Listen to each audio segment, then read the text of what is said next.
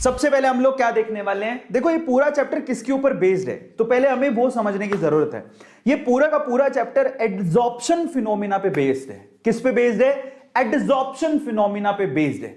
अब ये adsorption phenomena क्या होता है, जरा आप उसको समझो। देखो मेरी बात ध्यान से सुनना।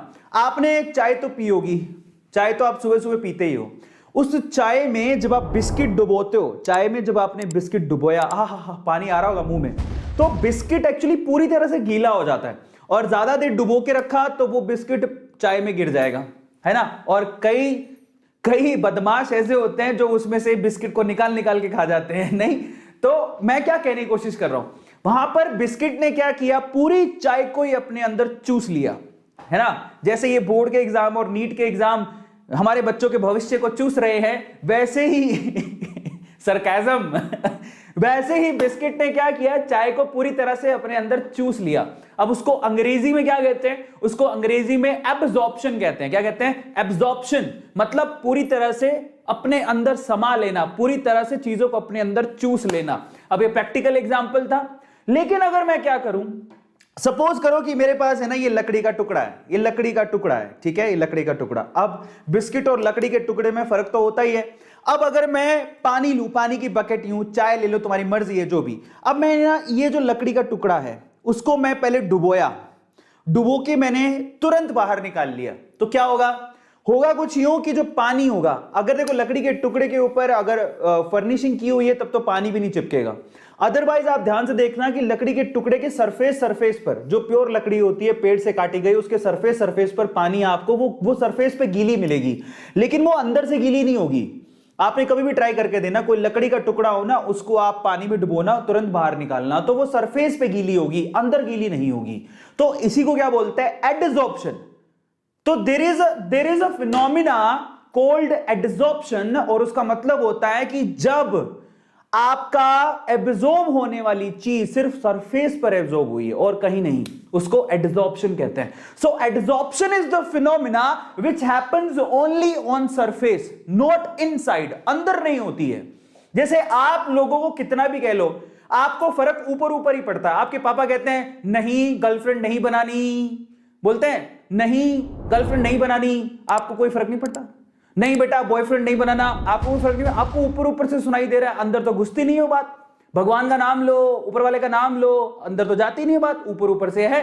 तो जो ऊपर वाले का ऊपर वाली चीज ही होती है, सिर्फ सरफेस वाली, समझ में आ रहा है? जहां पर सिर्फ सरफेस पे एडसॉर्प्शन है, सरफेस पे ही चीजें सुखी हैं, अंदर तो गई नहीं। भगवान का नाम सब लेते हैं, राम राम श्याम श्याम जो भी लेते हो, सीता गीता अल्लाह जो भी लेते हो, वो ऊपर ऊपर से ले रहे हैं। तो ऊपर वाला फिनोमिना एडसॉर्प्शन कहलाता है। सरफेस फिनोमिना है जिसमें जो एडसॉर्ब होने वाली चीज है वो सिर्फ सरफेस पर है, अंदर तो गई नहीं, दिल के अंदर तो गई नहीं, तो इसी को क्या बोलते हैं? एडसॉर्प्शन। तो the process of accumulation of the molecules on the surface only and not inside, है ना, that is called adsorption. Adsorption एक ऐसा फिनोमिना है जो कि सरफेस फिनोमिना है, जिसमें ऊपर ही चीजें हैं, अंदर नहीं है। आप इस चीज को आप लकड़ी के एग्जांपल से समझ गए होंगे। अब आपको मैं एक बात बताऊं, एडसॉर्प्शन के ऊपर एक बंदा था जिसने बहुत अच्छी स्टडी करी, उसका नाम था फ्रूडलिच। क्या नाम था? फ्रूडलिच। अब उस बंदे ने इसी एडसॉर्प्शन फिनोमिना के ऊपर एक बहुत बढ़िया आइसोथर्म दी। आइसोथर्म क्या होती है? एक नियम, एक लॉ। उसने क्या कहा, जरा आप उसको चेक करो। एडसॉर्प्शन फिनोमिना के ऊपर एग्जांपल देख लो पहले तो एडसॉर्प्शन फिनोमिना के, जैसे कि चौक। आपके मास्टर जी जब चौक से लिखते हैं, तो कभी आपने मास्टर जी को चौक से लिखते देखा है? अब मैं लिख के दिखाता हूं आपको। सपोज करो, ये देखो जरा ध्यान से, मान लो ये आपके मास्टर जी का ब्लैक बोर्ड, ग्रीन बोर्ड, और उसमें लिख रहा हूं। अब ये जो मैं लिख रहा हूं बेटा, वो सरफेस पर ही है, इसको मिटाया जा सकता है, अंदर थोड़ी चला गया। अगर ये अंदर चला जाता तो मिटाया नहीं जा सकता था, तो I can rub it as well. मैंने अगर यहां पर लिखा तो ये सरफेस पर लिखा गया है, ये अंदर नहीं गया है, इसको हम लोग एडसॉर्प्शन कहते हैं, और इसको हम लोग मिटा भी सकते हैं। तो ये सिर्फ और सिर्फ एडसॉर्प्शन, ये सिर्फ और सिर्फ सरफेस का फिनोमिना है। चौक से बोर्ड पे लिखना एक सरफेस फिनोमिना है, इसको एडसॉर्प्शन कहेंगे। यहां पर चौक सिर्फ और सिर्फ बोर्ड पे एडसॉर्ब हुआ है। Are you getting my point? Is this clear? तो ये आपको ध्यान रखना है कि बेसिकली चौक एडसॉर्ब हुआ है बोर्ड के ऊपर। अब यहां पर मजे की बात पर आते हैं, कौन क्या कहलाता है। तो आपने सॉल्यूशन वाले चैप्टर में क्या पढ़ा था? सॉल्यूशन कैसे बनाया जाता है, एक सॉल्वेंट होता है, एक सॉल्यूट होता है, और सॉल्यूट को सॉल्वेंट में घोला जाता है। तो आपने वहां पर क्या चीज पढ़ी थी? दो टर्म पढ़ी थी, ध्यान से समझना उसको। आपने वहां पर दो टर्म पढ़ी थी, मैं इसको थोड़ा आगे लेके जाता हूं। आपने वहां पर दो टर्म्स पढ़ी थी, और उन टर्म्स का नाम क्या था? मैं नीचे इसको थोड़ा सा एक और पॉइंट आगे लेके जाना पड़ेगा। आपने वहां पर दो टर्म पढ़ी थी, सॉल्यूशन कैसे बनाया जा सकता है, कैसे बनाया जा सकता है। एक तो होता है बेटा सॉल्यूट, क्या होता है? सॉल्यूट, जो किस में घोला जाता है? सॉल्वेंट में। याद है, किस किस को पता है? जब अगर किसी सॉल्यूट को सॉल्वेंट में घोल दो, मतलब चीनी को पानी में घोल दो, तो सॉल्यूशन बन जाता है, जानते हो। ऐसे ही यहां पर एक होता है एडसोर्बेट, जो कि सॉल्यूट के जैसा ही होता है। उसको किस में घोला जाता है? एडसोर्बेंट में। किस में घोला जाता है? एडसोर्बेंट में। तो देखो, राशि से राशि मैच कर लो, नाम से नाम मैच कर लो। सॉल्वेंट, एडसोर्बेंट। तो एडसोर्बेंट एक नया टर्म आ गया, जो कि किसके लिए यूज होता है? एडसॉर्प्शन के लिए। सो देयर इज एन एडसोर्बेंट जो कि एडसोर्बेट को अपने अंदर घोलता है। तो इस केस में एडसोर्बेट कौन है? चॉक। एडसोर्बेंट कौन है? बोर्ड। आ गया समझ में? क्योंकि इस बोर्ड के ऊपर चॉक ने क्या किया? अपने आप को समाहित किया, जाने दिया, सरफेस के ऊपर अपने आप को डाल दिया उसने। Are you getting my point? Is this clear? So there is a solute and there is a solvent. In this case, there is a adsorbate and there is a adsorbent. राशि से राशि मैच करो, शादी करा दो, solvent and adsorbent, then solute and adsorbate. Clear है? बहुत बढ़िया। तो ये दो टर्म्स थी। अब हम चलते हैं और आगे। एड्सॉर्प्शन की आइसोथर्म। एक बंदा था जिसका नाम क्या था? फ्रुडलिच। और ये फ्रुडलिच भाई साहब क्या थे? इसको थोड़ा सा नाम बड़ा अजीब सा है, इसका नाम है फ्रुंडलिच, फ्रियोंडलिच, जो भी है। फ्रुंडलिच आइसोथर्म, ये बहुत फेमस है। ये फ्रुंडलिच आइसोथर्म क्या कहती है आपसे, क्योंकि इस पे सवाल आते हैं। तो फ्रुंडलिच का आइसोथर्म क्या कहता है? सिंपल सी बात है यार। वो क्या बात है, जरा आप ध्यान से इसको चेक करना। ये कहता है, ध्यान से समझना, कि कोई भी एडसोर्बेंट के सरफेस पे उतना ही एडसॉर्ब होगा जितना प्रेशर बनाया जाएगा। ध्यान से समझना, कोई भी, ध्यान से समझना इसको। Now that's very important. Freundlich का आइसोथर्म क्या है? कहता है कोई भी एडसोर्बेंट के सरफेस पर उतना ही एडसॉर्ब होगा जितना प्रेशर बनाया जाएगा। अब इस चीज को ऐसे समझो जरा, मैं इसको थोड़ा सा और अच्छे से समझाता हूं, इसको ध्यान से समझना यार। सिंपल सी बात है यहां पर, मतलब कोई भी, मैं इसको इस तरह से लिखता हूं, एडसोर्बेट, ठीक है, कोई भी एडसोर्बेट का क्वांटिटी, द क्वांटिटी ऑफ एडसोर्बेंट के मास पर, ठीक है, उतना ही एडसॉर्ब होगा जितना प्रेशर बनाओगे। जरा आप समझो, सीधी सी बात है, आप जितना प्रेशर बनाओगे वो उतना ही अंदर धंसता चला जाएगा, उतना ही उसकी एडसॉर्प्शन होगी। सिंपल सी बात है, इसमें क्या हार्ड है। तो ये कहता है कि जितना ही एडसोर्बेट का जो क्वांटिटी है वो एडसोर्बेंट के मास पर उतना ही एडसॉर्ब होगा जितना आप प्रेशर बनाओगे। आ गया समझ में? Directly proportional to pressure. अब उसने एक्सपेरिमेंटली इसको थोड़ा और एनहेंस किया, तो बोलता है pressure to the power 1/n। यहां पर n का वैल्यू लाई करेगा किस किस के बीच में, जरा आप चेक करना। n का वैल्यू 1 to इनफाइनाइट होगा, या 1/n का वैल्यू 0 to 1 होगा। तो आप 1/n का वैल्यू याद रखना, 0 to 1। ये जो n है ना यहां पे, इसका वैल्यू कितना होगा? यहां पर ये 0 से लेके 1 तक इसका वैल्यू होगा, 1/n का वैल्यू। 1/n का वैल्यू कहां से कहां वेरी करेगा? 1/n का वैल्यू 0 to 1 ही वेरी करेगा। ये आपको ध्यान रखना है, from 0 to 1। Is this clear? अब उसी के बिहाफ पे इसने ग्राफ भी बना के दिया। इसने ग्राफ क्या बना के, जरा आप चेक करो। वो कहता है कि यहां पर आप लोग क्या लोगे?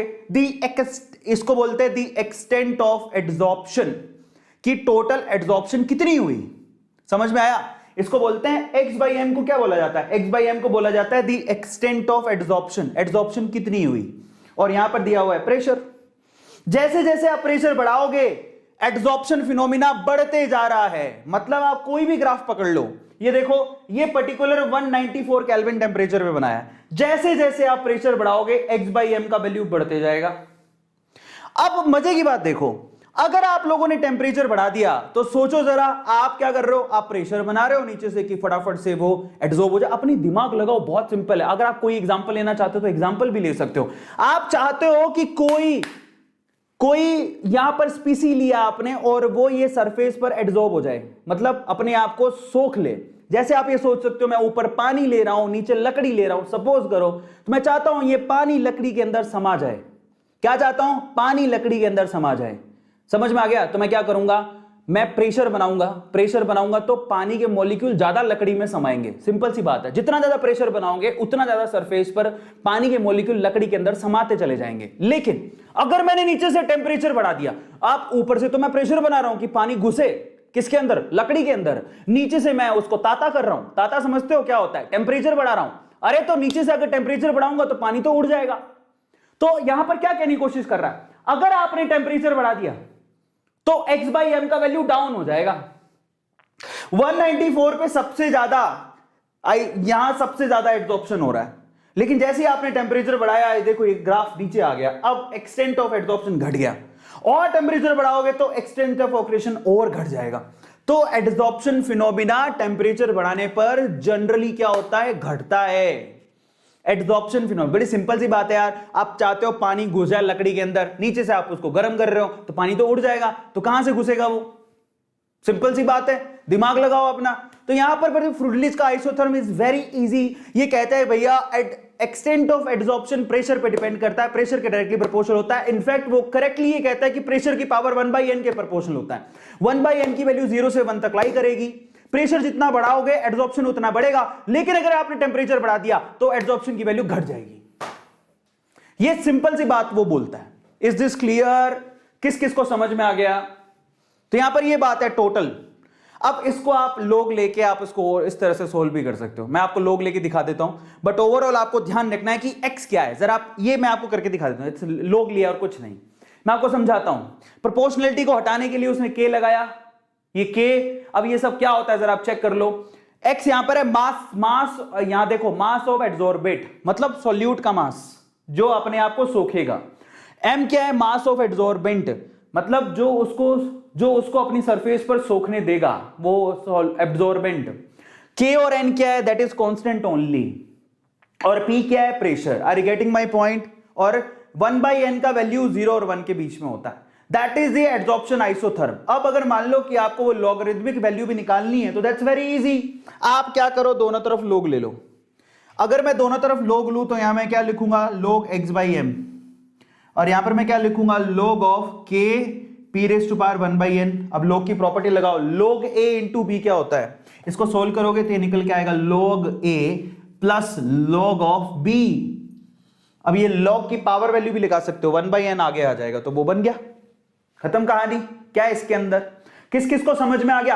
फ्रूडलिच का आइसोथर्म किस किस को समझ में आ गया? पल्ले पड़ गया। सारे के सारे बच्चे फ्रूडलिच का आइसोथर्म अभी चैट सेक्शन में लिखोगे, मुझे समझ में आ जाना चाहिए कि हाँ आपको समझ में आ गया। आंचल सिन्हा ने लिख दिया, एंड दैट्स वेरी इजी, बहुत आसान है। जिसको समझ में आ गया just write down in chat section की सर हमें तो समझ में आ गया कि 1/n की वैल्यू। मेन क्वेश्चन ये है कि 1/n का वैल्यू कहां से कहां लाई करता है। 1/n का वैल्यू 0 से 1 के बीच में लाई करता है, आपको ध्यान रखना है। मैंने आपको समझा भी दिया कि उसका मतलब क्या है। एब्जॉर्प्शन का मतलब जितना प्रेशर बनाओगे उतनी चीज एब्जॉर्ब होती चली जाएगी, लेकिन अगर आपने टेम्परेचर बढ़ाया है तो एब्जॉर्प्शन घटने लगेगा।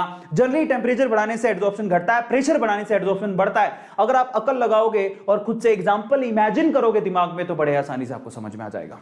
चलिए अब हम चलते हैं आगे वाले टॉपिक पे, जो इस चैप्टर का बहुत इंपॉर्टेंट टॉपिक है, दैट इज कोलोइड।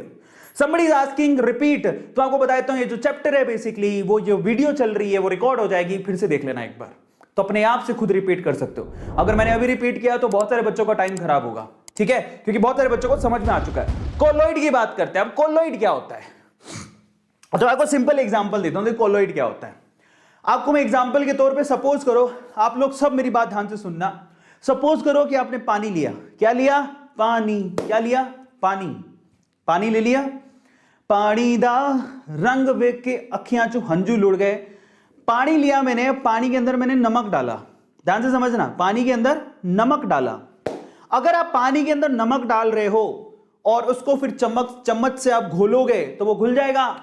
तो बेसिकली आपको फिर उस पानी के अंदर नमक दिखाई नहीं देगा, उस पानी के अंदर नमक दिखाई नहीं देगा, वो पूरी तरह से नमक पानी का पार्ट बन चुका है, वो पानी के पार्टिकल्स के जैसा ही उसने अपना साइज कर लिया है।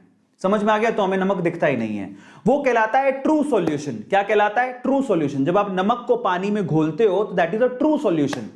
लेकिन अगर मैं आपसे कहूं कि तुम पानी लो, पानी में मिट्टी डाल दो, पानी में मिट्टी डाल दो और मिट्टी को घोल के बताओ, भाई साहब तुम मिट्टी को घोल नहीं पाओगे, कितना भी तुम रगड़े लगा लो। क्या मिट्टी को घोल पाओगे? पानी में घुलती है क्या मिट्टी? पानी में मिट्टी, बताओ किस किस को लगता है? बचपन में इतने खेले तो खेले होंगे। मुझे याद है जब मेरा घर बन रहा था, बाहर मेरे घर के सीमेंट पड़ा रहता तो मैं नाचता रहता था सीमेंट, मेरे को बड़ा अच्छा बहुत मजा आता था। एक्चुअली सूरतगढ़ में रहने वाला हूं, वहां पे रेगिस्तान के टीले, हम बड़े मजे लेते थे रेत के साथ। तो आपको ये तो पता होगा कि पानी के अंदर मिट्टी कभी नहीं घुलती, जानते हो ना? मिट्टी को कितना भी रगड़ा लगा लो, ऐसे ऐसे करके गुल जा गुल जा गुल जा, कुछ नहीं घुलेगा। उसको बोलते हैं सस्पेंशन, मतलब एक ऐसा सॉल्यूशन जिसमें सोल्यूट सॉल्वेंट के अंदर घुलता ही नहीं है। कितना भी ट्राई कर लो, थोड़ी देर में वो रगड़ छोड़ दोगे नीचे बैठ जाएगा, घुलेगा नहीं उसके अंदर। तो पानी में मिट्टी कभी नहीं घुलती। लेकिन अगर मैं तुम लोगों को बोलूं, मेरे प्यारे बच्चों, मम्मी से लो आटा, कौन सा लोगे? आशीर्वाद का आटा, कोई भी ले लेना, जो भी आटा लो, अब उस आटे को घोलो। ध्यान से, आपकी मम्मी ने घर पे रोटी बींदने के लिए, लड़कियों को तो पता होगा, लड़कों को तो निकम्मे एक नंबर के, उनको कुछ नहीं पता रहता, लेकिन लड़कियों को पता होगा कि मम्मी रात को जब रोटी बनाती है, घर पे जिसके रोटी बनती है, अगर तुम पिज्जा खाते हो तो बात अलग है, अदरवाइज तुम लोग क्या करते होगे? मम्मी से पूछना, मम्मी आटा लेती होगी, आटे में पानी डालती होगी। मैं आपके कहता हूं आप उल्टा काम करना, पानी लो, पानी में आटा डालो। जब आप पानी में आटा डालोगे तो वो घुल भी जाएगा और नहीं भी घुलेगा, बीच का बनेगा। वो सॉल्यूशन और सस्पेंशन के बीच का एक कोलोइडल सॉल्यूशन बनेगा, जिसके पार्टिकल का साइज एक्चुअली ट्रू सॉल्यूशन और सस्पेंशन के बीच का होगा। मैं एग्जांपल 3 दे रहा हूं। पहले में सोल्ट घोलो, दूसरे में मिट्टी घोलो। मिट्टी बिल्कुल नहीं घुलती, सोल्ट पूरा घुल जाता है। एक ऐसा होता है जो बीच का होता है, जानते हो ना? अगर आपसे पूछे what is your sex, you will say male और फीमेल, है ना? एक बीच somebody will say I am not male, not neither male nor female, तो वो एक कोलोइडल होता है। समझ में आ गया?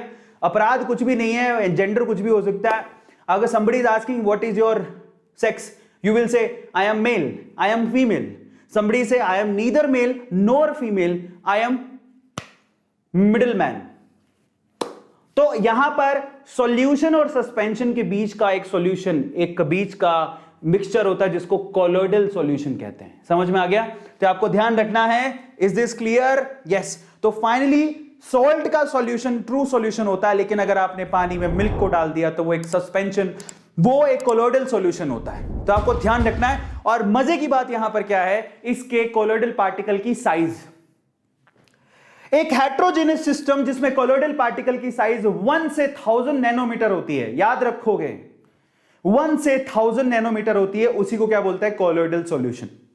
याद रखना, ये जो चीज है ना बहुत इंपॉर्टेंट है। 1 to 1000 नैनोमीटर, 1 नैनोमीटर से कम वाला ट्रू सॉल्यूशन होता है, 1000 नैनोमीटर से ज्यादा वाला सस्पेंशन होता है, 1 से लेके 1000 नैनोमीटर वाला आपका कोलोइडल सॉल्यूशन होता है। और ये सबसे इंपॉर्टेंट चीज है जो आपको याद रखनी है। कोलोइडल सॉल्यूशन को पहचाना जाता है उसके साइज के लिए। कोलोइडल पार्टिकल्स की साइज 1 नैनोमीटर से किसके बीच में होती है? 1000 नैनोमीटर के बीच में होती है। यह आपको याद रखना है, 1 से लेके 1000। अब ये चार्ट में लिखो, याद तब होगा। 1 नैनोमीटर से 1000 नैनोमीटर के बीच की साइज किस में आती है? कोलोइडल पार्टिकल्स में। बहुत बढ़िया। अब आपको समझ में आ गया कि कोलोइडल का एग्जांपल क्या होता है। मैंने तुम्हें एग्जांपल भी दे दिया, ये भी तुम्हें समझ में आ गया। अब अपन आगे चलते हैं। एग्जांपल के तौर पे थोड़े और एग्जांपल देख लो। जैसे कि सपोज करो कि आपने पानी लिया, पानी में आपने कभी डाई डाली है? डाई का पाउडर आता है। आपके पापा जिनके बाल सफेद हो चुके हैं, नहीं मम्मी जिनके बाल सफेद हो चुके हैं, कई लोगों के घर पे जो बड़े भैया, बड़े छोटे भैया, बड़ी बहना, छोटी बहना बाल सफेद होते हैं तो डाई का इस्तेमाल करते हैं ना। जिनके अब नेचुरल बाल रहे नहीं, बाल सारे सफेद होते जा रहे हैं, है ना? तो in that case they use dye. क्या यूज करते हैं वो? डाई। या फिर somebody यूज मेहंदी, याद है? मेहंदी लगा के रखना नहीं, तो वो जब आप डाई या मेहंदी पानी में डालते हो ना, वो एक कोलोइडल सॉल्यूशन होता है। याद रखोगे, डाई वाटर, मेहंदी वाटर, आटा वाटर, ये सब कोलोइडल सॉल्यूशन होता है। Is this clear? तो आपको ध्यान रखना है। सो यहां पर आप लोग याद रखिएगा, अगर आपको डाई और वाटर का जो कोलोइडल सॉल्यूशन बनाया है उसमें अब कोलोइड के अंदर भी देखो, कोलोइड के अंदर कुछ अलग टर्म्स यूज होती हैं, उसको आप लोग याद रखोगे। एक होता है डिस्पर्ज फेज, एक होता है डिस्पर्जन मीडियम। ये ऐसा ही है सॉल्यूट और सॉल्वेंट के जैसा। आप जब एड्सॉर्प्शन पढ़ रहे थे तो देखो, आपने जब सॉल्यूशन पढ़ा था तो क्या बोले थे? सॉल्यूट और सॉल्वेंट। जब एड्सॉर्प्शन पढ़ रहे थे तो क्या बोल रहे थे? Adsorbate, adsorbent. अब आप जब कोलोइडल पढ़ रहे हो तो यहां पर इसको क्या बोला जाता है पता है? सॉल्यूट और सॉल्वेंट को इसको बोला जाता है डिस्पर्ज फेज, डिस्पर्जन मीडियम। याद रखोगे? जिसको नहीं याद हुआ मैं आपको समझा देता हूं। देखो, मीडियम का मतलब क्या होता है? ऐसी चीज जो अपने अंदर चीजों को घोलेगी, वो मीडियम है, वो अपने अंदर घोलेगा, तो ये सॉल्वेंट के जैसा होता है। याद रखोगे? और वाटर हमेशा ऑलमोस्ट सॉल्वेंट के जैसा काम करता है। यहां पर पानी जो है वो मीडियम के जैसा काम कर रहा है, ध्यान रखोगे। तो dispersion medium is like a solvent, it is like a solvent, and disperse phase is like a solute. अब तो याद हो जाएगा। एक होती है डिस्पर्ज फेज जो सॉल्यूट से कंपैरिजन कर सकते हो, एक होता है डिस्पर्जन मीडियम जिसको सॉल्वेंट से कंपैरिजन कर सकते हैं। और अगर आपने डाई को पानी में घोला या आटे को पानी में घोला, समझ में आ गया? समझ में आ गया? डाई पानी, आटा पानी, व्हाटएवर पानी, मेहंदी पानी, तो उसमें मेहंदी, आटा, डाई ये सब क्या होंगे? Disperse phase. और पानी पानी पानी ये क्या होगा? Dispersion medium. याद रखोगे? तो यहां टर्मिनोलॉजी चेंज हो गई। अभी हम क्या बोलेंगे? Disperse phase, dispersion medium. समझ में आ गया? तो कोलोइड अगर आपको बनाना है, जैसे कि सॉल्यूशन बनाना है, तो क्या करना पड़ता है? एक सॉल्यूट लेना पड़ता है, एक सॉल्वेंट लेना पड़ता है। ऐसे अगर आपको कोलोइडल सॉल्यूशन बनानी है तो आपको डिस्पर्ज फेज लेना पड़ेगा और डिस्पर्जन मीडियम लेना पड़ेगा। Disperse phase is like a solute and dispersion medium is like a solvent. याद रहेगा? किस किस को याद हो गया? क्योंकि यहां पर थ्योरी बहुत मायने रखती है। अगर आप लोग ढंग से थ्योरी करोगे तो आपके पूरे नंबर आएंगे, अदरवाइज दिक्कत होगी। अब हम क्लासिफिकेशन करेंगे, कोलोइडल सॉल्यूशन का classification. How to classify colloidal solution. तैयार हो बच्चा पार्टी? क्लासिफिकेशन और इस पे से सवाल सबसे ज्यादा पूछे जाते हैं। मैंने आपको पहले कहा था 1 नंबर, 2 नंबर, 3 नंबर में actually classification of colloidal particle से ज्यादा सवाल आते हैं। तो चलो अब मैं क्लासिफिकेशन करवाता हूं। Now look at it. Classification colloidal solution का किया गया है डिस्पर्ज फेज और डिस्पर्जन मीडियम्स कि डिस्पर्ज फेज की फिजिकल स्टेट क्या है और डिस्पर्जन मीडियम की फिजिकल स्टेट क्या है। What do you mean by physical state? Disperse phase और डिस्पर्जन मीडियम की फिजिकल स्टेट का मतलब क्या है कि डिस्पर्ज फेज और डिस्पर्जन मीडियम लिक्विड है कि सॉलिड है कि गैस है। Try to understand. देखना, अभी पहला क्लासिफिकेशन कोलोइडल का हम लोग कर रहे हैं उनकी फिजिकल स्टेट के हिसाब से। किसकी फिजिकल स्टेट के हिसाब से? सॉल्यूट और सॉल्वेंट की। Disperse phase and dispersion medium की। अब मैं आपको बताता हूं, इसमें पहला क्लासिफिकेशन तो ये हो गया। दूसरा क्लासिफिकेशन होता है on the basis of nature of interaction कि डिस्पर्ज फेज और डिस्पर्जन मीडियम के बीच में इंटरेक्शन कैसा है, फोर्स ऑफ इंटरेक्शन कैसा है, फोर्स ऑफ अट्रैक्शन कैसा है, कैसा है इंटरेक्शन, प्यार कैसा है वी कैन से उन दोनों के बीच में। ईदर दे लव ईच अदर और जस्ट अ फॉर्मेलिटी। समझ में आ गया? कई लोगों के बीच में बहुत प्यार होता है, आपने देखा होगा घर पे, जिनके घर पे बहुत कम झगड़े होते हैं, जिसमें पापा मम्मी को समझते हैं। और मैंने ऐसा फैमिली देखा है बहुत बार कि जिसमें मतलब मैंने ऐसी फैमिली भी देखे हैं जहां पर पति और पत्नी के बीच में मतलब बच्चा है तो बच्चे को कभी भी फील ही नहीं होता कि मॉम डैड कभी लड़ते भी है क्या। So they have respect and love. और वो कभी भी कुछ इश्यू भी हो जाएगा तो बच्चे के सामने कभी नहीं लड़ेंगे, जिससे बच्चे पर गलत प्रभाव ना पड़े कि मम पापा लड़ते ही रहते हैं। समझ में आ गया? कुछ एक फैमिली ऐसी होती है तो, और कुछ एक फैमिली ऐसी होती है जहां पर क्या होता है, सारा दिन कचर पचर लगे ही रहते हैं, 4 दिन नहीं झगड़ा करने के लिए। सो यहां पर डिपेंड करता है कि डिस्पर्ज फेज और डिस्पर्जन मीडियम में इंटरेक्शन कैसा है, प्यार कैसा है, मोहब्बत कैसी है। और तीसरा क्लासिफिकेशन कैसे किया गया है, टाइप ऑफ पार्टिकल और डिस्पर्ज फेज। डिस्पर्ज फेज खुद कैसा है, उसका पार्टिकल का साइज कैसा है, साइज के हिसाब से। तो मैं आपको दिखाता हूं एक एक करके, जरा आप देखो। सबसे पहला अपन पकड़ते हैं इसको फिजिकल स्टेट के हिसाब से। एग्जांपल देता हूं, जैसे कि कोलोइडल सॉल्यूशन होते हैं सोल्स, इन्हें क्या कहा जाता है, सोल्स। अब सोल्स किसे कहते हैं, जिसमें सॉलिड डिस्पर्ज फेज होती है और लिक्विड डिस्पर्जन मीडियम होता है। मैं आपको अभी याद कराऊंगा, ध्यान से समझना। सोल्स नाम हो गया, सोल्स किसे कहते हैं, सोल्स उसे कहते हैं जिसमें डिस्पर्ज फेज सॉलिड होती है लेकिन डिस्पर्जन मीडियम लिक्विड होता है। जैसे एग्जांपल के तौर पे पेंट, आपके घर पे जो पेंट करते हैं ना प्यारा सा, कौन सा, नैरोलैक। मेरे को एक एड याद है जो मेरे को बचपन से याद है ना, वो एड दिवाली पे मतलब बहुत फेमस हुई थी और उसका तो राइम बन गया था, बट आजकल वो कंपनी पता नहीं क्या कर रही है। बट वो वाला, जब घर की रौनक बढ़ानी हो, दीवारों को जब सजाना हो, नैरोलैक याद है तुम लोगों को? तो finally Nerolac is a paint company. Right now I don't know, पर एशियन पेंट का एक्चुअली दबदबा ज्यादा है क्योंकि उसी का शेयर प्राइस बहुत ज्यादा है। तो पूरे मार्केट की अगर हम लोग बात करें तो Asian Paint top most company है जो पेंट बनाती है। अब पेंट क्या होता है, देखो एक्स्ट्रा नॉलेज भी देता हूं, अगर कभी आपको शेयर मार्केट में पैसा लगाना हो तो एशियन पेंट पे लगाना, क्योंकि उसने बहुत अच्छा करके दिया, पैसा कमा के दिया, बट शेयर बहुत महंगा है, ठीक है। बट जो भी है, अभी तो तुम बच्चे हो, बट पापा अगर शेयर मार्केट में हो तो उनको पता होगा कि एशियन पेंट बहुत अच्छी कंपनी है। सो इन दैट केस वो पेंट बनाती है। अब पेंट बनाती है तो वो क्या करती है, पेंट क्या होता है, पेंट एक कोलोइडल सॉल्यूशन है। पेंट एक कोलोइडल सॉल्यूशन है, समझ में आ गया, जिसमें सॉलिड को लिक्विड में डाला जाता है। सॉलिड डिस्पर्ज फेज होता है, लिक्विड डिस्पर्जन मीडियम होता है, और इन दोनों के कॉम्बो को बेसिकली हम लोग क्या बोलते हैं, सोल्स। क्या कहते हैं, सोल्स।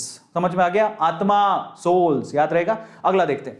नेक्स्ट है हमारे पास, अगर आपने क्या किया, लिक्विड को सॉलिड में डाला। पहले तुमने क्या किया था, सॉलिड को लिक्विड में डाला था। अगर मैं उल्टा कर दूं तो, मैं अगर लिक्विड को सॉलिड में डाल दूं तो, अगर मेरी डिस्पर्ज फेज लिक्विड है और डिस्पर्जन मीडियम सॉलिड है तो उसको बोलेंगे जेल। क्या बोलेंगे, जेल। जैसे कि चीज। आय हाय, मैंने एक सवाल भी पूछा था तुमसे, कौन सा है दुनिया का सबसे महंगा चीज, मतलब कौन से पशु से दुनिया का सबसे महंगा चीज बनाया जाता है? जानते हो कौन है? गधा।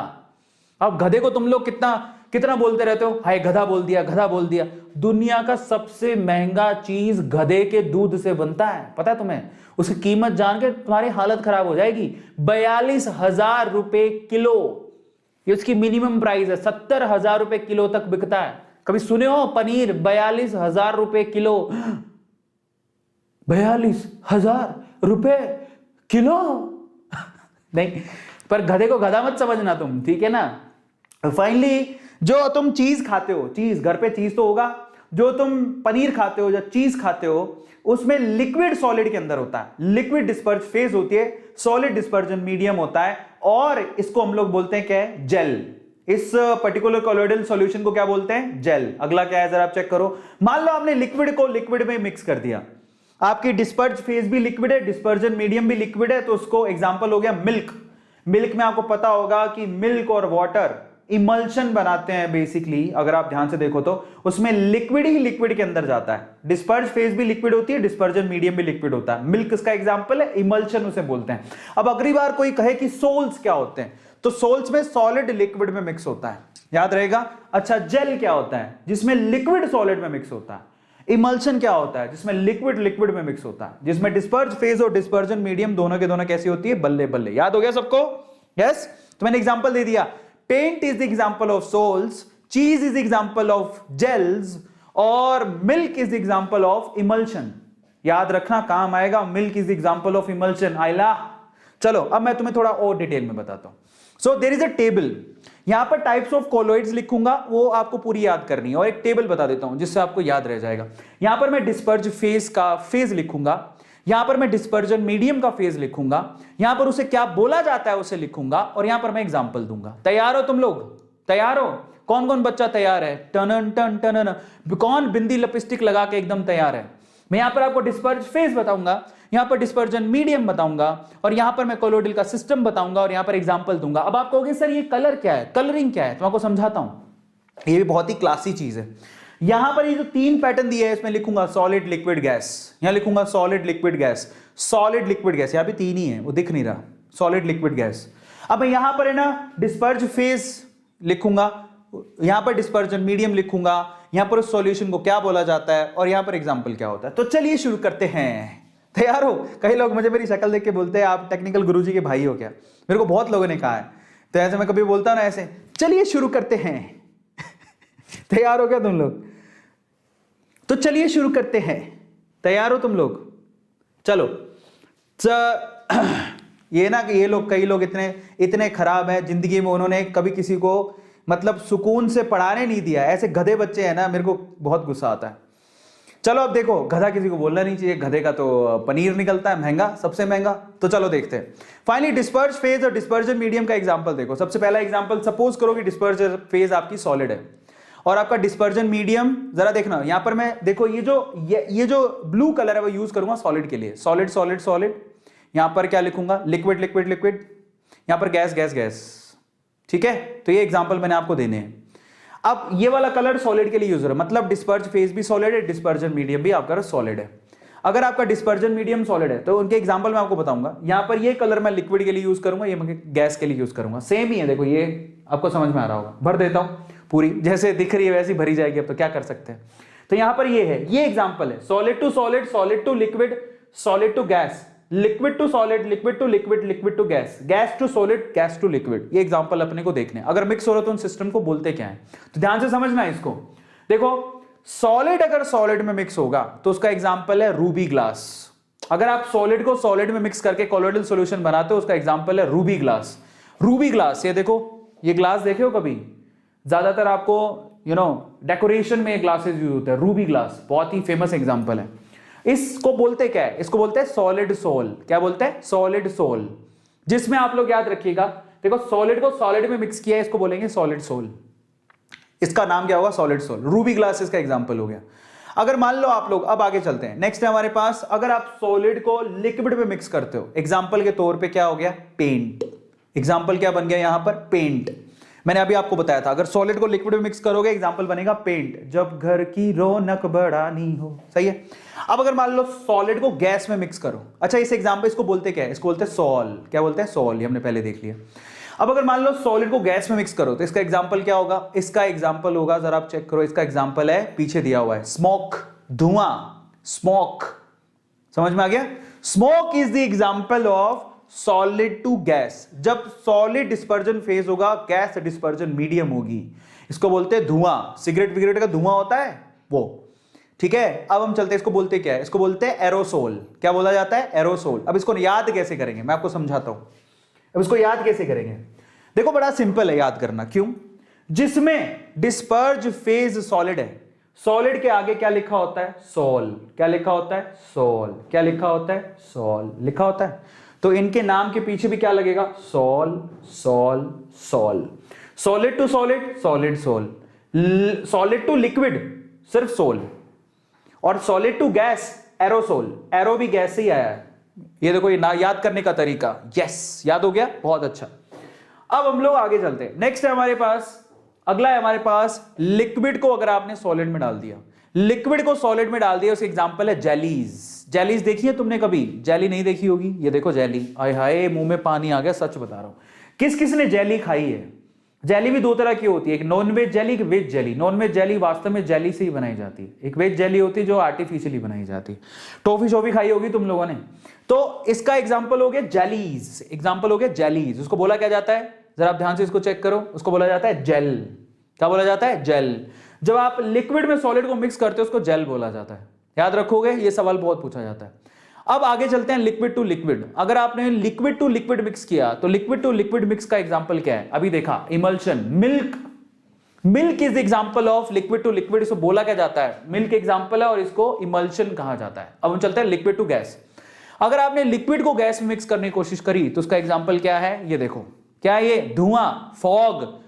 धुआं धुआं सी है जिंदगी, नहीं, उसमें लिक्विड गैस में मिक्स होती है, फोग एग्जांपल है। क्या बोला जाता है उसको, एरोसोल। क्या बोला जाता है, एरोसोल। अब देखो, जब सॉलिड गैस में मिक्स होगा तब भी एरोसोल, जब लिक्विड गैस में मिक्स होगा तब भी एरोसोल। याद रहेगा। अब आगे चलते हैं, नेक्स्ट एग्जांपल है गैस टू सॉलिड। अगर आप गैस टू सॉलिड का एग्जांपल देखोगे तो वो एग्जांपल है उसका, ये फ्यूमिंग पत्थर। आपके घरों में देखा होगा, जब आपकी एड़ियां फट जाती हैं या एड़ियों से गंदगी साफ करनी होती है तो आप एक पत्थर सा यूज करते हो, आपके बाथरूम में पड़ा होगा, देख के आना। ज्यादातर मम्मियां यूज करती हैं क्योंकि मम्मियों को बहुत चिंता होती है अपनी एड़िया की। नहीं, हाय मेरी एड़िया फट गई, ऐसा नहीं, मम्मियों को चिंता होती है। So in that case we will use a पत्थर, दैट इज कॉल्ड प्यूमिंग पत्थर। ऐसा कोई पत्थर होता है, एड़िया रगड़ के उस मैल निकालता है, पता है तुम्हें। तो ये जो है ना, ये इसको बोलते हैं प्यूमिक स्टोन। इसको क्या बोलते हैं, प्यूमिक स्टोन। नहीं नहीं, तो इसको एक्चुअली क्या कहते हैं, गैस टू लिक्विड, इसको बोलते हैं सॉलिड फॉर्म। क्या कहा जाता है इसको, सॉलिड फॉर्म। प्यूमिक स्टोन इसका एग्जांपल। लास्ट है गैस टू लिक्विड। तो गैस टू लिक्विड का एग्जांपल आप जरा चेक करो। गैस टू लिक्विड का एग्जांपल क्या है, कई लोग के दिख नहीं रहा, आइसक्रीम है वो, या फिर आइसक्रीम नहीं है, वो शेविंग फोम नहीं होती जिसे शेव करते हैं। मेरी भी दाढ़ी बहुत बढ़ गई है, तो वो जो शेविंग फोम होती है बेसिकली वो गैस टू लिक्विड का एग्जांपल है, ठीक है, उसको बोला जाता है फ्रोथ, मतलब एग्जांपल होती है फ्रोथ या फिर विप्ड क्रीम। और फाइनली इसको बोला क्या जाता है, इसको बोला जाता है फोम। तो ये आपको ध्यान रखना है, ये कोलोइडल सॉल्यूशन है, ये इनके नाम है, solid sol, sol, aerosol, gel, emulsion, aerosol, solid form, foam. इसमें सबसे ज्यादा इंपॉर्टेंट कौन सा है? इसमें सबसे ज्यादा इंपॉर्टेंट एक तो है आपके पास ये सोल, फिर आपके पास जेल, इमल्शन, ये बहुत इंपॉर्टेंट है, ये मैंने आपको पहले भी पढ़ाए थे, ठीक है। चलो, तो बहुत अच्छी बात है, फाइनली हमारे पास पूरी टेबल खत्म हो गई। अब हम चलते हैं आगे। नेक्स्ट क्लासिफिकेशन आपने किया था on the behalf of nature of interaction, मतलब प्यार मोहब्बत कितनी है, डिस्पर्ज फेज और डिस्पर्जन मीडियम। इसमें आप इसको दो पार्ट में डिवाइड करते हो, एक होता है लियोफिलिक। लियोफिलिक ज्यादातर आपको डिस्पर्जन मीडियम किसमें मिलेगा? पानी, पानी डिस्पर्जन मीडियम होता है, तो उसमें दो पार्ट में डिवाइड कर दिया। एक तो लियोफिलिक, लियोफिलिक का मतलब क्या होता है? लियो का मतलब होता है पानी, फिलिक का मतलब होता है प्यार करने वाला, पानी को प्यार करने वाला। तो बेसिकली पानी को प्यार करने वाला, लिक्विड लविंग, मतलब डिस्पर्ज फेज और डिस्पर्जन मीडियम के बीच में बहुत मोहब्बत है। अगर बहुत शिद्दत वाली मोहब्बत है तो उसको क्या बोलेंगे? लियोफिलिक, यानी कि लिक्विड लविंग। और मजे की बात यह है, ये लियोफिलिक वाले रिवर्सिबल होते हैं बट स्टेबल भी बहुत होते हैं। रिवर्सिबल का क्या मतलब है? आप डिस्पर्जन फेज को, डिस्पर्ज फेज और डिस्पर्जन मीडियम को क्या कर सकते हो? बेसिकली अलग भी कर सकते हो, बट स्टेबल भी होते हैं क्योंकि प्यार मोहब्बत बहुत है। बट यहां पर ये कभी भी प्रेसिपिटेट नहीं बनता इसका आसानी से, याद रखना, वी कांट प्रेसिपिटेट, इनका पीपीटी नहीं बनता, लियोफिलिक सोल्स का पीपीटी आसानी से नहीं बनता। और इसके एग्जांपल है गम, जिलेटिन, ठीक है। तो गम और gelatin is the example of lyophilic sol. आपने कभी पुराने जमाने में सुना होगा, क्या सुना होगा? जो बुक्स थी ना पुराने जमाने में, वो किससे चिपकाई जाती थी? आपको पता है? पुराने जमाने में बुक्स को चिपकाया जाता था लेवी से। लेवी किससे बनती थी? आटे को पानी में घोल के। तो पानी आटे को बड़े आसानी से अपने अंदर है ना प्यार मोहब्बत से घोल लेता है, उसे गम बन जाती है। अगर आप उसे कोई चीज चिपकाना चाहो तो आप चिपका भी सकते हो। तो ये जो गम और जिलेटिन है, ये लियोफिलिक सोल का एग्जांपल है, याद रखोगे। एक होता है लियोफोबिक, जिनमें कोई प्यार मोहब्बत नहीं होता, झगड़ा ही झगड़ा। लियोफोबिक वो लिक्विड हेटिंग होता है, इरिवर्सिबल होता है, अनस्टेबल होता है, पीपीटी आसानी से बन जाएगा, मतलब ये आसानी से नीचे बैठ जाएंगे। झगड़ा बहुत होता है, प्यार मोहब्बत तो है नहीं, तो झगड़ा बहुत होता है। जैसे एग्जांपल के तौर पे आयरन हाइड्रोक्साइड का एग्जांपल आप लियोफोबिक में दे सकते हो, ठीक है। तो ये आपको ध्यान रखना है कि इंटरेक्शन के हिसाब से दो पार्ट में डिवाइड किया गया। तीसरा आपके पास है types of particle of dispersion phase. Disperse phase के पार्टिकल के साइज के हिसाब से इसको तीन पार्ट में डिवाइड किया गया। कौन कौन सा? एक तो होता है मल्टी मॉलिक्यूलर, समझ में आ गया? Multi molecular. अब यहां लिखा है aggregation of molecules less than 1 nanometre. Multi molecular का मतलब पार्टिकल, डिस्पर्ज फेज की पार्टिकल की साइज काफी छोटी होती है। अब उनमें से काफी मॉलिक्यूल्स को मिक्स करके उसको कोलोइडल पार्टिकल की साइज में लाया जाता है, समझ में आ गया? उसको बोलते हैं मल्टी मॉलिक्यूलर, याद रखोगे। दूसरा होता है मैक्रो मॉलिक्यूलर, जिसमें साइज कोलोइडल पार्टिकल की साइज से काफी बड़ी होती है, ग्रेटर देन 1 नैनोमीटर, और उसको तोड़ के छोटा करके कोलोइडल सॉल्यूशन में लाया जाता है। एक होता है एसोसिएटेड मॉलिक्यूल्स, इसमें क्या होता है? दो या दो से ज्यादा मॉलिक्यूल्स आपस में एसोसिएट होकर कोलोइडल पार्टिकल बनाते हैं, समझ में आ गया? तो ये तीन तरह से डिवाइड होता है। मल्टी मॉलिक्यूलर, जिसमें साइज बहुत छोटी होती है, ठीक है, इसमें बाय साइज बहुत छोटी होती है, इसमें साइज बहुत बड़ी होती है, इसमें मीडियम लेवल की होती है। ये बस यही फर्क है। तो ये टाइप ऑफ इंटरेक्शन के हिसाब से कोलोइडल पार्टिकल का साइज हो गया। अब हम आगे चलेंगे properties of colloidal particle. Colloidal particle की सबसे पहली प्रॉपर्टी है टिंडल इफेक्ट, मतलब अगर आप यहां से लाइट पास करोगे तो जो प्योर सॉल्यूशन है उनमें से लाइट का पाथ नहीं दिखेगा। दिख रहा है क्या? नहीं। लेकिन अगर आप कोलोइडल सॉल्यूशन से पास करोगे तो आपको लाइट का पाथ दिखेगा। देखो ये कोलोइडल सॉल्यूशन है, आपको पाथ दिखेगा। देखो ये लाइट का पाथ दिख रहा है, दिख रहा है सब लोगों को? ये दिखेगा बट इसमें नहीं दिखेगा। इसको बोलते हैं टिंडल इफेक्ट। टिंडल इफेक्ट में क्या होता है? कोलोइडल सॉल्यूशन में लाइट की स्कैटरिंग या पाथ दिखने लगता है। क्लियर हो गया? अगला है ब्राउनियन मोशन। आपके कोलोइडल सॉल्यूशन जो है डिस्पर्जन मीडियम में ब्राउनियन मोशन करता है, मतलब उनमें zigzag zigzag zigzag zigzag zigzag type motion होती है, याद रखोगे। ये कोलोइडल सॉल्यूशन में ब्राउनियन मोशन भी होता है, ये भी उसकी प्रॉपर्टी है। Is this clear? फिर उसके बाद चार्ज्ड कोलोइड्स।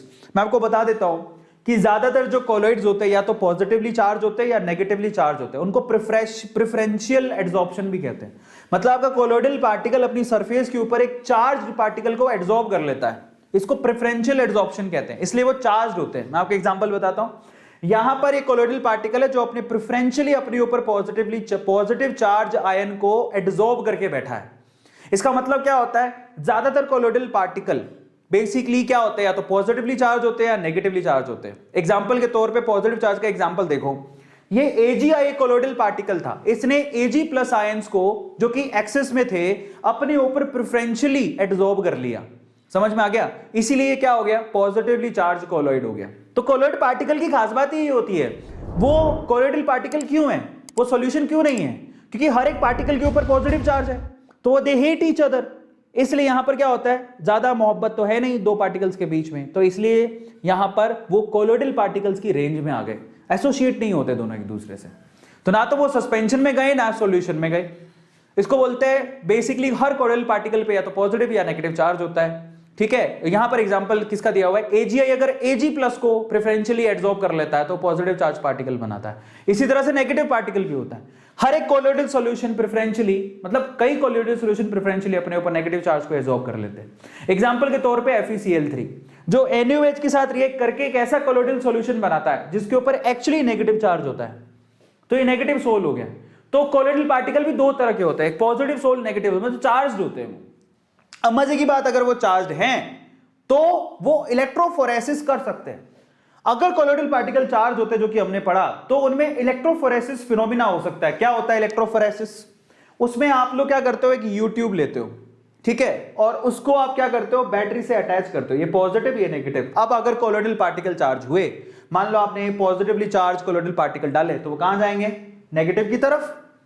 भाई कोलोइडल पार्टिकल चार्ज होते हैं, अगर आपने यहां पर बैटरी लगा दी और सॉल्यूशन जो है पॉजिटिवली चार्ज है, तो वो कहां जाएगा, नेगेटिव की तरफ। इसी फिनोमिना को क्या कहा जाता है, इलेक्ट्रोफोरेसिस। इलेक्ट्रोफोरेसिस क्या होता है, the movement of colloidal particle of the solution due to electrical potential.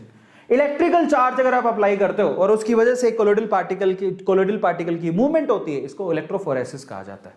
उसके बाद एक आता है फ्लॉक्यूलेशन। फ्लॉक्यूलेशन इज जस्ट लाइक प्रेसिपिटेशन। ये क्या होता है, पीपीटी। आप किस तरह से कोलोइडल पार्टिकल को सस्पेंड कर सकते हो। देखो कोलोइडल पार्टिकल बेसिकली सॉल्यूशन और सस्पेंशन के बीच के पार्टिकल होते हैं, जैसे कि शुगर और मिट्टी। शुगर और मिट्टी के बीच की बात होगी आटा, तो आटा कोलोइडल पार्टिकल है। ठीक है, अब हमें यह भी पता है कि कोलोइडल पार्टिकल चार्ज होते हैं। अगर हम लोग चाहें तो कोलोइडल पार्टिकल को सस्पेंड कर सकते हैं मिट्टी के जैसे मिट्टी कभी घुलती नहीं है, मिट्टी नीचे बैठ जाती है, तो आप कोलोइडल पार्टिकल को भी फ्लॉक्यूलेट कर सकते हो, कोलोइडल पार्टिकल को भी प्रेसिपिटेट कर सकते हो। फ्लॉक्यूलेशन और प्रेसिपिटेशन एक ही बात है। अब कैसे करोगे, दैट्स वेरी सिंपल। यहां पर आपको पता है वो चार्ज्ड होते हैं। अगर आपने चार्ज को खत्म कर दिया, देखो चार्ज है तो आप खुद से समझना, मैं इधर लिख के बताता हूं आपको। मान लो ये कोलोइडल पार्टिकल है, ठीक है, अब ये कोलोइडल पार्टिकल पॉजिटिव चार्ज है, ये भी पॉजिटिव चार्ज है, पॉजिटिव चार्ज है, पॉजिटिव चार्ज है। अब ये सारे अगर पॉजिटिव चार्ज हैं तो दे हेट ईच अदर, तो एक दूसरे के साथ आएंगे नहीं और नीचे बैठेंगे नहीं। आप अगर इनका चार्ज खत्म कर दो, वैनिश देयर चार्ज। समझ में आ रहा है? अगर मैंने इनका पॉजिटिव चार्ज खत्म कर दिया तो इकट्ठे हो जाएंगे, क्योंकि ये दूसरे को रिपेल क्यों कर रहे हैं, ये रिपेल इसीलिए कर रहे हैं क्योंकि ये पॉजिटिवली चार्ज है और हर किसी के ऊपर चार्ज पॉजिटिव है, इसलिए they hate each other. But अगर मैंने इसका पॉजिटिव चार्ज खत्म कर दिया तो वो नीचे बैठ जाएंगे। अगर पॉजिटिव चार्ज को खत्म करना है तो मुझे ऊपर से क्या डालना पड़ेगा, कोई नेगेटिवली चार्ज पार्टिकल्स डालने पड़ेंगे। अगर मैंने ऊपर से नेगेटिवली चार्ज पार्टिकल डाल दिए तो क्या करेंगे, इस पॉजिटिव को खत्म कर देंगे और नेगेटिव पॉजिटिव खत्म हुए तो वो नीचे बैठ जाएंगे। नीचे बैठने का क्या मतलब है, पीपीटी बन गया। ये यही हुआ है। आप ये कोलोइडल पार्टिकल के अंदर ऊपर से आपने एक ऐसी स्पीसी डाल दी जो कि उसके अपोजिट चार्ज की थी, फिर पॉजिटिव ने नेगेटिव को खत्म किया और वो नीचे सस्पेंड हो गए। ये देखो, ये सस्पेंशन बन गया। इसी को क्या बोलते हैं, इसी प्रोसेस को फ्लॉक्यूलेशन कहा जाता है। क्या कहा जाता है, फ्लॉक्यूलेशन। किस किस को समझ में आ गया, बड़ी सिंपल भाषा में बोला मैंने, अभी बताओ किस किस को समझ में आ गया। फ्लॉक्यूलेशन का मतलब होता है पीपीटी बिठाना, पीपीटी प्रेसिपिटेशन बिठाना, उसको फ्लॉक्यूलेशन कहते हैं। The process by which colloidal particles are caused to clump together into the floc, नीचे बैठने को। अंग्रेजी लिखिए, घबराओ मत, कुछ नहीं है। यहां पर बेसिकली क्या होता है, यहां पर सारे कोलोइडल पार्टिकल चार्ज हैं, क्योंकि ये चार्ज हैं इसलिए एक दूसरे को क्या करते हैं, वो नफरत, हेट। अब आपको क्या करना है, इनका चार्ज अगर खत्म कर दो तो वो नीचे बैठ जाएंगे। इसी को सस्पेंशन कहते हैं और इसी पूरे प्रोसेस को फ्लॉक्यूलेशन कहते हैं। क्या कहते हैं, फ्लॉक्यूलेशन। अब मजे की बात, इस फ्लॉक्यूलेशन के ऊपर ही हार्डी-सुल्जे ने अपना रूल दिया था। वो क्या कहता है? हार्डी-सुल्जे ये कहता है, सिंपल सी बात है, जरा देखो, वो ये कहता है कि अगर आप लोग सस्पेंशन बिठाना चाहते हो, कोलोइडल पार्टिकल को नीचे धक्का देना चाहते हो, तो क्या करना पड़ेगा? ऊपर से आपको कुछ नेगेटिव, अगर पॉजिटिव सोल है तो नेगेटिव वाले पार्टिकल ऊपर से डालने पड़ेंगे। अब ये हार्डी-सुल्जे सीधी सी बात बोलता है कि जो फ्लॉक्यूलेशन करने के लिए आप डाल रहे हो, ऊपर से जिसको भी डाल रहे हो, उस पे जितनी ज्यादा वैलेंसी होती है, उसकी फ्लॉक्यूलेशन पावर उतनी ज्यादा होती है। अब ये आपको सीधे सीधे समझ में नहीं आया होगा, मैं आपको इस तरह से समझाता हूं, जरा समझो। मैं आपको एग्जांपल समझाता हूं थोड़ा, जिससे और अच्छे समझ में आएगा। हार्डी-सुल्जे का रूल क्या है, जरा आप समझना। ये क्या हुआ? तो हार्डी-सुल्जे का रूल क्या है, जरा आप उसको समझना, ठीक है?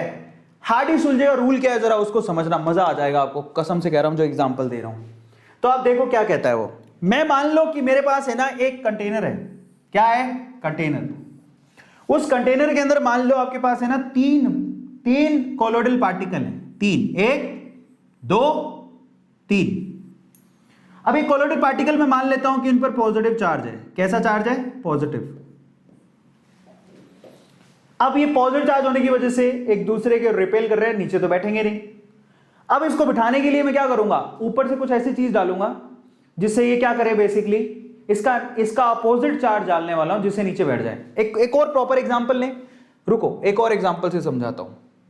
मान लो कि मेरे पास एक कंटेनर है, उसमें 3 आपके पास कोलोइडल पार्टिकल है। थोड़े बड़े बनाता हूं जिससे ज्यादा समझ में आएगा।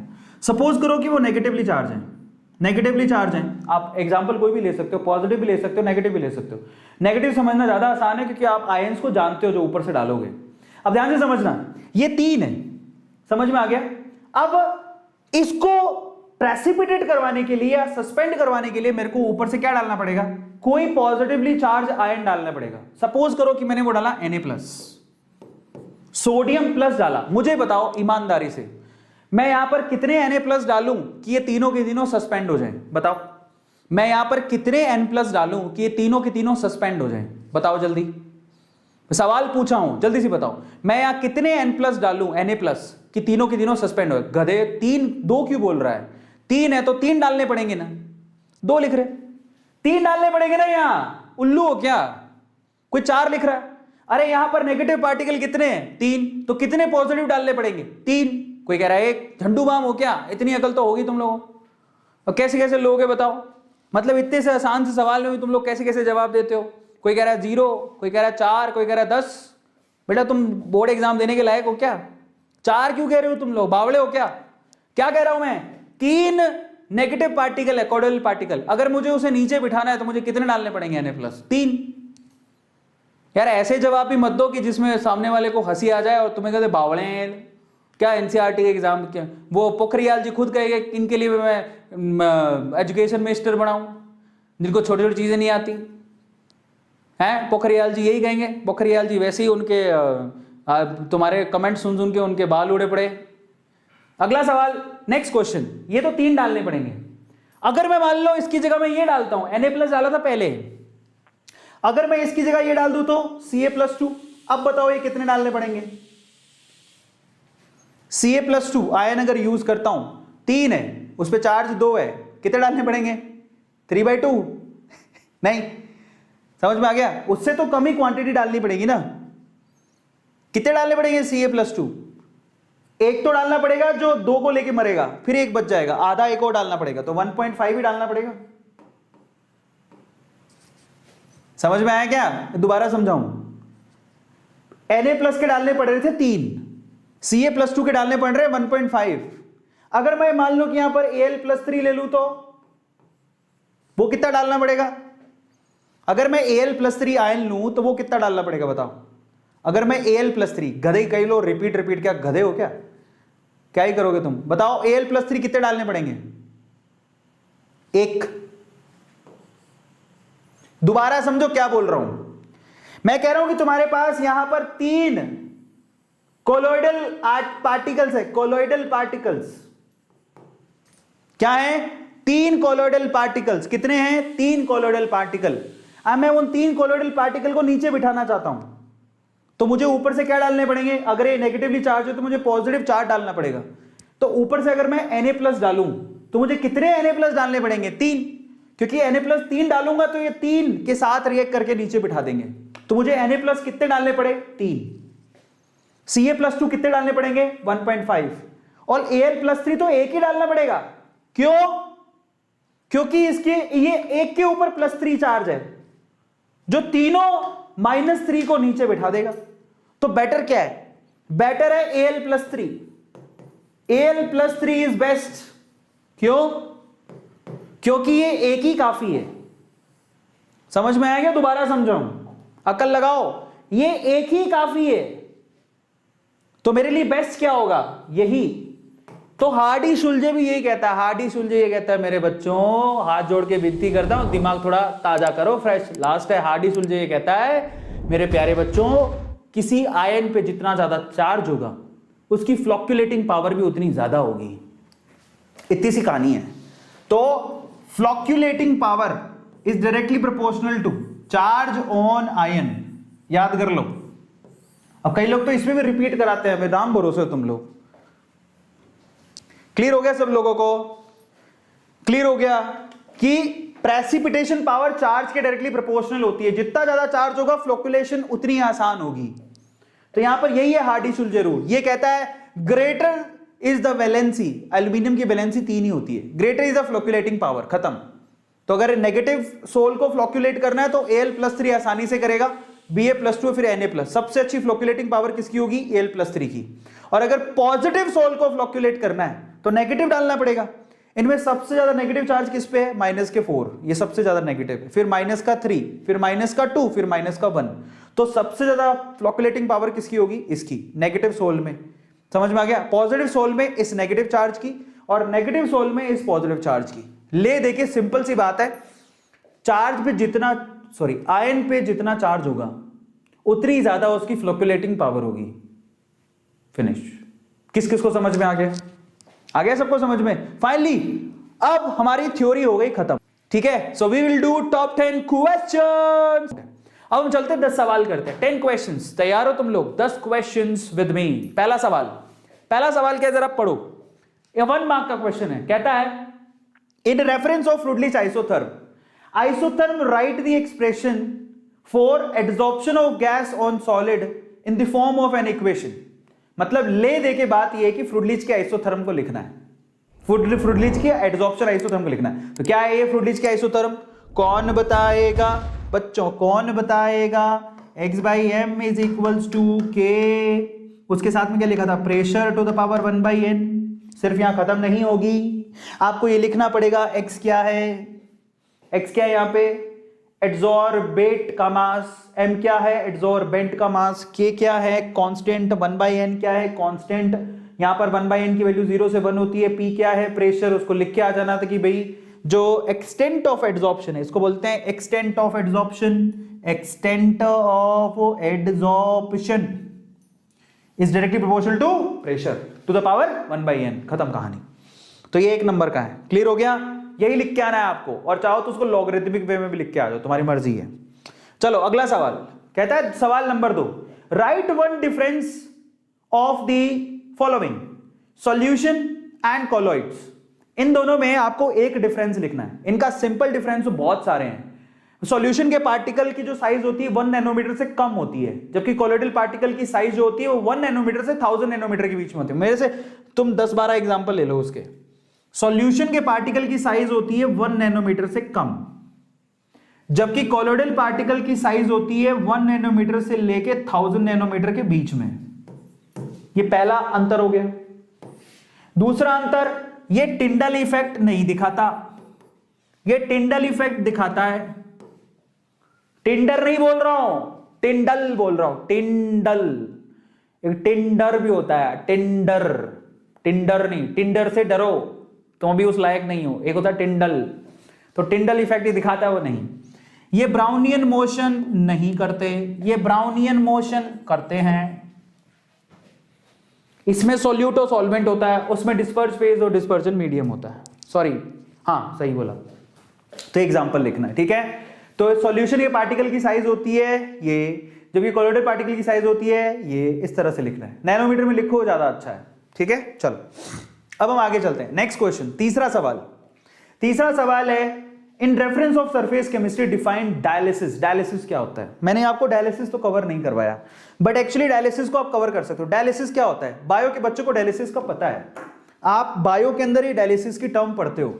डायलिसिस में आई थिंक आप किडनी को छानना, किडनी के अंदर कुछ मतलब बहुत डायलाइज करना, छानना, जिसमें से गंदगी निकल जाए। तो यहां पर कोलोइडल पार्टिकल के साथ भी ऐसा ही होता है। आपको पता है कोलोइडल पार्टिकल क्या होते हैं? चार्ज्ड पार्टिकल होते हैं। और अगर आप चाहते हो कि कोलोइडल पार्टिकल के ऊपर जो चार्ज है उस चार्ज को अलग कर दें और कोलोइडल पार्टिकल को अलग कर दें, तो इस प्रोसेस को हम लोग क्या बोलते हैं? डायलिसिस। क्या बोलते हैं? डायलिसिस। तो आपको लोग याद रखना, कुछ नहीं है इसके अंदर, it's very easy. Dialysis is the process, बाप रे कैमरा पूरा हिल गया। Dialysis is the process in which removing of dissolved suspension from the colloidal solution means diffusion of suitable। ये कुछ नहीं है, फर्जी है। ओवरऑल क्या होता है मैं आपको समझाता हूँ, ये अंग्रेजी में लिख दिया है, वो ध्यान तो देते नहीं है। तो देखो होता क्या है, मैं आपको समझाऊं। ओवरऑल क्या होता है, यहां पर आप क्या करते हो, एक बर्तन लेते हो। आपने कभी वो नहीं किया क्या, मम्मी ने घर पे छाना होगा ना आटा, या मम्मी ने घर पे कभी वो छाना होगा पनीर, दूध से क्या बनता है, दूध से मक्खन निकलता है, तो दूध में से मक्खन को छाना होगा, या छेना बनाते तो छानते हैं। तो वो डायलिसिस प्रोसेस वही है बेटा, और कुछ नहीं है। यहां पर आप एक सेमी परमिएबल मेम्ब्रेन लगाओगे, उसमें ऊपर आप कोलोइडल सॉल्यूशन को डालोगे, तो जो कोलोइडल सॉल्यूशन है वो तो साइज बड़ी होती है तो यहीं रह जाएंगे, और जो इलेक्ट्रोलाइट्स हैं वो नीचे निकल जाएंगे। बस इसी को डायलिसिस कहते हैं। ओवरऑल बताऊं तो मतलब ये है उसका। अरे ये अंग्रेजी में बताएं 4 लाइन लिख के क्या है पता नहीं, तो ये मतलब वही है उसका। आगे चलते हैं, चौथा सवाल, give an example of sol and gel. Sol and gel का एग्जांपल दो, सोल का एग्जांपल और जेल का एग्जांपल, ये आपको देना है। ये क्या होता है? सोल मतलब सॉलिड इनटू लिक्विड। ये क्या होता है? Liquid into solid. Solid into liquid paint, liquid into solid jelly. Example आप दिए थे, ये देखो, सोल होता है solid into liquid, paint example होता है। जेल का मतलब लिक्विड इनटू सॉलिड, चीज और बटर एग्जांपल होता है। बहुत बढ़िया। पांचवा सवाल, what causes Brownian movement in the colloidal solution. Colloidal solution में ब्राउनियन मोशन होता है, ठीक है। व्हाट कॉजेस, क्या कारण है उसका? ये है कारण, solvent particles continuously hitting the colloidal particle causes the Brownian motion. एक दूसरे को टक्कर मारते रहते हैं। अरे सोचो ना आपकी बार बार ये ब्राउनियन मोशन ऐसे जिगजैग क्यों हो रहा है? अरे ऐसे ही हो रहा होगा ना, ये इस वजह से हो रहा होगा। देखो समझना जरा कैसे होता है। ये दीवार है, मैं चल रहा हूं, टकरा रहा हूं ना मैं, समझ रहे हो? कभी देखा होगा जिसने पी रखी होती है उसको कोई होश नहीं होता, वो सामने की दीवार पे यही ब्राउनियन मोशन। सो ब्राउनियन मोशन का मतलब क्या होता है? दे हिट ईच अदर। समझ में आ गया? तो ये मतलब होता है, इसलिए ब्राउनियन मोशन होता है। छठा सवाल कहता है define the following. Tyndall effect और इलेक्ट्रोफोरेसिस को डिफाइन करो। That's very easy. Tyndall effect को कैसे डिफाइन करोगे? टिंडल इफेक्ट में अगर आप कोई यहां पे फ्लैश लाइट लोगे तो सॉल्यूशन में उसका पाथ नहीं दिखता, नो पाथ विजिबल। लेकिन कोलोइडल सॉल्यूशन में उसका पाथ दिखेगा, जो लाइट है उसका पाथ दिखेगा लिक्विड के अंदर से। इसी को क्या बोलते हैं? Tyndall effect. इलेक्ट्रोफोरेसिस क्या होता है? क्योंकि हमारे जो कोलोइडल पार्टिकल होते हैं वो चार्ज पार्टिकल होते हैं, तो अगर आप लोगों ने ऊपर से बैटरी लगा दी तो चार्ज पार्टिकल जैसे पॉजिटिवली चार्ज हो तो नेगेटिव की तरफ जाएगा, नेगेटिवली चार्ज हो तो पॉजिटिव की तरफ जाएगा। इसी को क्या बोलते हैं? इलेक्ट्रोफोरेसिस। तो मतलब movement of colloidal particle when you apply electrical potential is called electrophoresis. अब आगे का सवाल देखो, सातवां सवाल कहता है आपसे what happen when freshly prepared FeOH is shaken with little amount of diluted solution of FeCl3। अगर आप लोग यहां पर FeOH जिसका पीपीटी है, फ्रेशली प्रिपेयर्ड है, उसके अंदर आपने FeCl3 का थोड़ा सा अमाउंट डाल के उसको शेक कर दिया तो क्या होगा? पहला सवाल, तो ये बड़ा कॉमन है, इससे कोलोइडल, ये जो है ना FeOH पीपीटी में था, उसका कोलोइडल सॉल्यूशन बन जाएगा प्रेफरेंशियल एडसॉर्प्शन की वजह से। बताता हूं, बहुत सिंपल है। दूसरा सवाल है कि persistent dialysis of colloidal solution carried out, solution is carried out। तो आपसे पूछा कि persistent dialysis colloidal solution का कैसे carried out होता है। ये 2 सवाल पूछे हैं आपसे, तो मैं इसका जवाब दूं आपको, बेहद आसान है। पहला सवाल तो बेहद आसान है। आप देखो FeOH का जो सॉल्यूशन है बेसिकली उसका पीपीटी बैठा हुआ था आराम से, देखो जरा ध्यान से चेक करना। ये FeOH के पार्टिकल पड़े हुए अंदर से मस्त मदमस्त हाथी की तरह। ये क्या है? FeOH पी पा रखी थी, पड़े हुए, समझ में आ गया? ये पड़े हुए नीचे आराम से, पीपीटी बना हुआ है। अब अचानक से तुमने क्या किया है, इसके अंदर FeCl3 का सॉल्यूशन डाल दिया। FeCl3 में Fe+3 के आयन होंगे। अब ये Fe+3 के आयन क्या करते हैं, जाके प्रेफरेंशियल एडसॉर्प्शन कर लेते हैं। यही एक जो पार्टिकल है, ये पार्टिकल को मैं यहां बना रहा हूं, इसके चारों तरफ Fe+3 वाले पार्टिकल क्या करेंगे, प्रेफरेंशियली एडसॉर्ब हो जाएंगे। हो गए एडसॉर्ब। ऐसे ही ये वाला पार्टिकल ले लो, इसके चारों तरफ जाके एक दीवार बना लेंगे, प्रेफरेंशियली एडसॉर्ब हो जाएंगे। हो गए। अब ये भी क्या हो गया, पॉजिटिवली चार्ज, ये भी क्या हो गया, positively charge. They hate each other, और हेट करेंगे तो क्या होंगे, रिपेल करेंगे। अब नीचे बैठना बंद कर देंगे और बहने लगेंगे। समझ में आ गया, जिससे क्या बन गया, पीपीटी से कॉलॉइड तैयार हो गया। समझो, अगर आप लोगों ने FeOH में से FeCl3 डाल दिया तो प्रेफरेंशियल एडसॉर्प्शन से पीपीटी से कॉलॉइड तैयार हो जाएगा। समझ में आ गया, ये मतलब है इसका। चलो, तो फाइनली इसका आंसर आपके सामने, अगर आपने ये देखो आपके सामने पॉजिटिव सोल तैयार हो जाएगा। मैं दिखाया था आपको, पॉजिटिव सोल तैयार हो जाएगा, कॉलॉइड तैयार हो जाएगा। लिखा हुआ है PFeOH precipitate turns into positively charged colloid solution। बोला था ना मैंने, ये वही है। क्लियर हो गया। इसी तरह से कोई पूछते कि यहां पर डायलिसिस, अगर आप कंटिन्यू डायलिसिस करते हो कॉलोइडल पार्टिकल्स का, तो फाइनली वो क्या होगा, आप क्या कर रहे हो जरा सोचो। अगर आप कंटिन्यूअसली कॉलोइडल पार्टिकल की डायलिसिस ही करते जा रहे हो, इसका मतलब कॉलोइडल पार्टिकल से पॉजिटिव चार्ज को अलग करते जा रहे हो, या फिर अपन बोले इलेक्ट्रोलाइटिक सॉल्यूशन को अलग करते जा रहे हो, तो फाइनली उसका पीपीटी बन जाएगा। भाई चार्ज को हटाना पीपीटी बना देगा, और चार्ज डालना क्या बना देगा, उसको कॉलोइडल सॉल्यूशन बना देगा। तो ये दो चीज पूछी है, यहां पर कॉलोइडल सॉल्यूशन बन रहा है, नीचे में डायलिसिस करोगे तो वो पीपीटी में बदल जाएगा। क्योंकि डायलिसिस का मतलब क्या होता है, रिमूवल ऑफ आयन, चार्ज को रिमूव करना डायलिसिस कहलाता है। अगला सवाल, 8वां सवाल है, write one difference with the following, multi molecular colloid and associated colloid and sol और जेल में क्या डिफरेंस होता है। मल्टी मॉलिक्यूल में वो छोटे छोटे मॉलिक्यूल्स होते हैं जिनको आप कंबाइन करके कोलॉइडल सॉल्यूशन में लाते हो। एसोसिएट सोलॉइड में भी क्या होता है, इनका जो साइज होता है वो मल्टी मॉलिक्यूलर से कम होता है, लेकिन यहां काफी ज्यादा होता है, तो आपस में मिक्स होके वो क्या बनाते हैं, कोलॉइडल पार्टिकल। एग्जांपल देता हूं, सोल और जेल का एग्जांपल तुम पहले से जानते हो। तो मल्टी मॉलिक्यूलर को समझ लो और एसोसिएट को समझ लो। ये सिंपल से 2 लाइन लिख के आनी है। क्या है, multi molecular form colloids of the molecules instantly. छोटे छोटे मल्टी मॉलिक्यूलर में छोटे छोटे पार्टिकल आपस में मिक्स होके मल्टी मॉलिक्यूलर कोलॉइडल पार्टिकल बना लेते हैं। एसोसिएट में क्या होता है, ये आपको एसोसिएटेड मॉलिक्यूल्स में ज्यादा कंसंट्रेशन लेनी पड़ती है और समय ज्यादा लगता है कोलॉइडल पार्टिकल बनाने में। तो इसको आप लोग एग्जांपल से समझना, ठीक है। और सोल और जेल में क्या फर्क होता है, सोल एग्जांपल है आपका पेंट और जेल का एग्जांपल है जेली। तो ये आपको 2-2 लाइनें वहां लिख के आनी है अगर आपको 2 मार्क्स चाहिए तो। It forms colloids of molecules instantly, जिसमें छोटे छोटे पार्टिकल होते हैं जो मिक्स होकर कोलॉइडल सॉल्यूशन बना लेंगे, उस साइज में चले जाएंगे।